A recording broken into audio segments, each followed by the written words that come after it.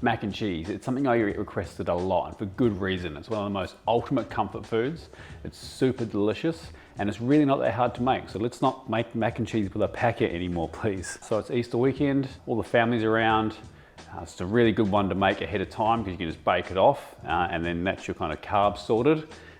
So let's get into it. This is what you're gonna need. So like always, the ingredients will be listed below, so don't feel like you have to write this down. So the pasta, now I like the elbows, but the macaroni also works really well, but you want a small format pasta. And then to make your basic roux, you're obviously gonna need some flour, some butter, some milk. I like to also flavor it with a little bit of smoked paprika and salt and pepper. And then the most important star of the show, the cheese. Now, you can use a few different varieties, but as a basis, you kind of want to use a sharp cheddar and then something nutty. So I really like using Gruyere in my mac and cheese. I think that's a really key cheese to use. And then cheddar. So I've got some aged English cheddar, and I've got some smoked King Island dairy Tasmanian cheddar. And I think that little smoky hint also adds another really awesome dimension to this dish. So let's get started. First up, get a big pot of water on, salt it heavily, ready for your macaroni. So the next step is to get your ingredients ready to make your roux. So dice your butter and then measure out your milk and get that milk into a saucepan just to start warming through. And what this does is makes it less prone to making lumps when you're stirring it into your butter and flour in a second. So get that on a low heat, and while that's warming up, grate your cheese. And this is where I'm going to bang on about how important it is to grate your own cheese and not to be lazy and buy the pre-grated stuff. It doesn't take that long and it makes a huge difference. So on to cooking your pasta in your boiling water, and there's just salt in here. There's no need to put oil as long as you're stirring it every 3 to 4 minutes. And that just stops it from clumping and sticking on the bottom. So in another saucepan, put your butter in there on low heat to melt, and while you're waiting for that melt, keep stirring that pasta. Once your butter's melted, you're going to add your flour and give that a whisk, making sure you've got no lumps. So this is the point where we need to start adding that warm milk to this roux, this flour and butter mixture. And the key to this is to make sure you're whisking it in slowly, and you don't just dump it all in there at once. So one ladle at a time, making sure it's completely homogeneous and mixed through before we add any more. So don't be afraid to take your time with this. Once you start getting lumps, it takes a lot of work to get them out. So take your time, one ladle or maybe two if it's a bit further in the process. A nice mix till it's completely smooth before you rinse and repeat the step until all your milk is incorporated. So this is a super handy technique to get the hang of. It's the basis of a lot of white sauces and used in a lot of different cuisines around the world. So if you're not used to making white sauce like this, then it's a great one to master.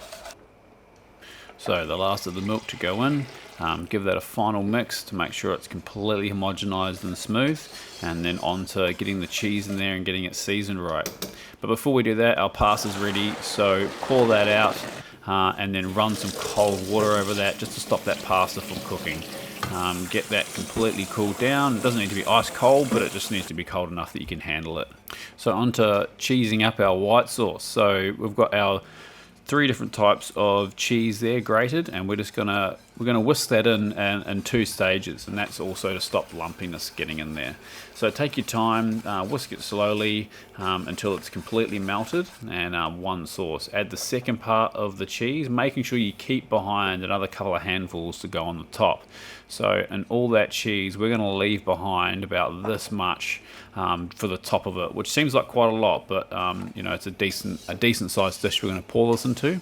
So we want to make sure we have enough cheese to get good coverage all over that dish to have a lovely golden top.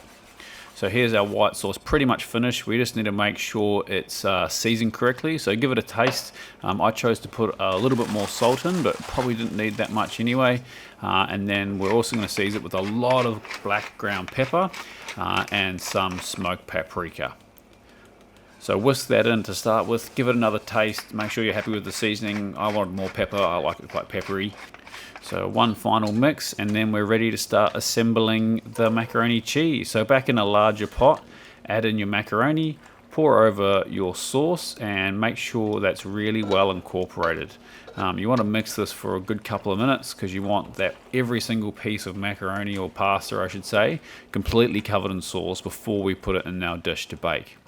So in your oven safe dish, and you want to make sure it doesn't come completely to the top, or you'll end up with a pretty big mess in your oven, and then sprinkle over the rest of the grated cheese evenly across the top.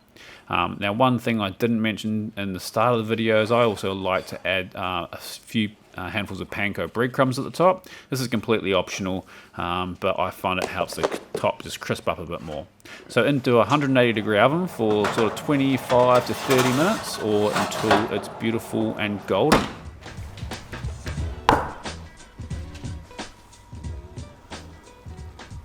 So there it is, the perfect mac and cheese. It's so easy to make. And far better than the packet stuff, so make sure you make this. It goes really well with a prime rib or a big cut of meat. And like I was saying at the start, get it to the stage where it was about to go in the oven, chuck it in the fridge, and you can just heat it up again the next day and get this nice crusty top. But I think the time has come to try some.